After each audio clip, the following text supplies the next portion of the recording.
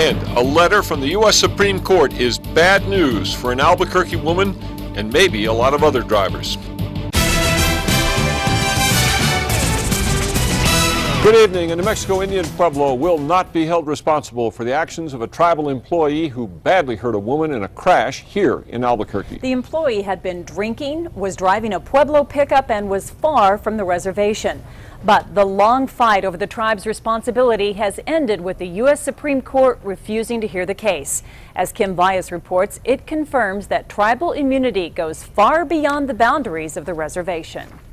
It's horribly unjust. David Struble and his client Peggy Reed's 6-year fight ended yesterday with this letter from the U.S. Supreme Court. I was doing nothing wrong, and my life changed in an instant because of bad decisions made by someone who will never be held accountable. It was back on November 29, 2005, on Jefferson in Albuquerque, that Reed's SUV was hit by a truck owned by the Santa Clara Pueblo. The driver, a Santa Clara employee, was at fault, according to APD, and had been drinking since 7 a.m. It was now noon. He blew a .04 on a breath alcohol test.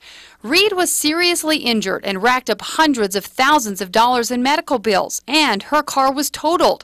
But she says the tribe never stepped up. The tribe has insurance that might have covered Peggy's damages. They elected not to submit the claim to their insurance. They offered her under $2,000 for all of her damages. Reed sued, but a district court judge, appeals court, and even the New Mexico Supreme Court ruled the tribe could not be held liable because they had tribal sovereign immunity on or off the reservation. In its refusal to hear the case, the U.S. Supreme Court allows those rulings to stand.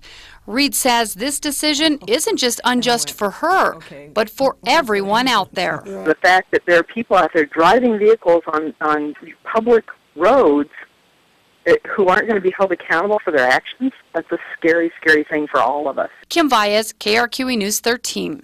The attorney says this case could set precedent across the country for similar cases. We did call the tribe's attorney for comment today, but our call was not returned.